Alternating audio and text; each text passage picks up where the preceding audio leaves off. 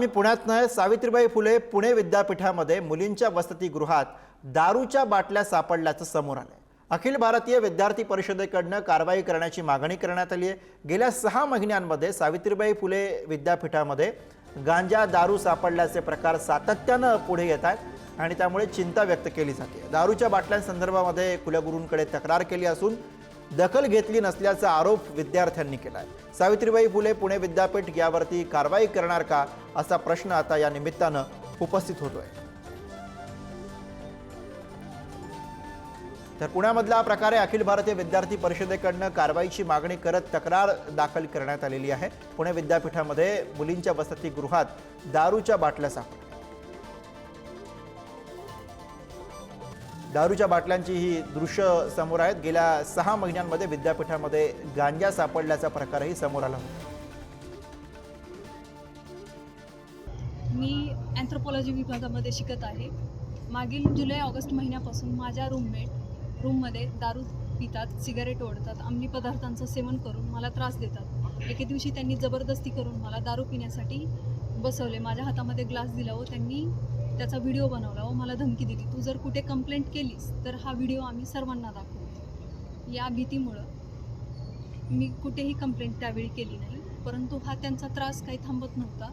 या त्यांच्या सिगारेट ओढण्यामुळे मला मायग्रेनचा त्रास झाला. मागील 3-4 महिन्यांपासून मी यासाठी उपचार घेते आहे.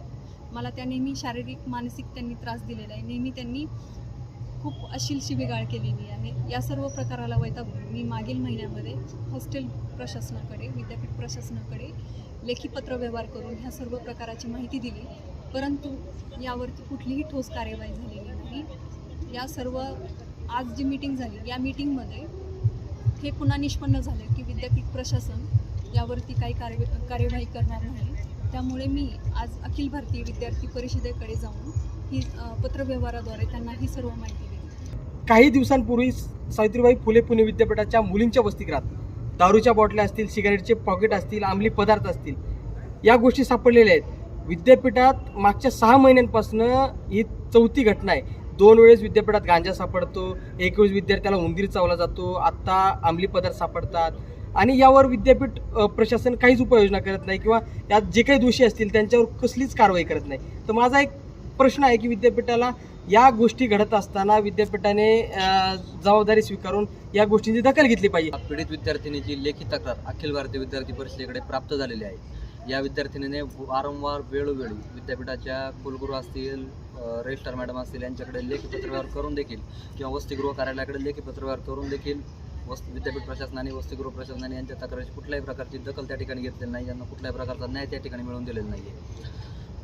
या विद्यार्थिनीचं जे काही शैक्षणिक नुकसान झालेलं आहे, तिच्यासोबत तिचा शारीरिक मानसिक छळ त्या ठिकाणी त्याच्या काही संबंधित दोषी विद्यार्थिनींनी केलेलं आहे. अंमली पदार्थाचं सेवन त्या विद्यार्थिनी करत आहेत.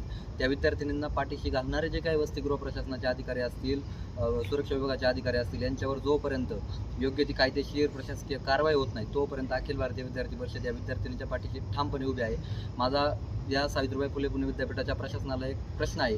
डिसेंबर महिन्यामध्ये या विद्यार्थिनींसोबत घडलेला प्रकार त्या ठिकाणी बाहेर आला होता. आज विद्यापीठ प्रशासनाने 4 मीटिंग या ठिकाणी या विद्यार्थिनींना न्याय देण्यासाठी घेतलेल्या आहेत.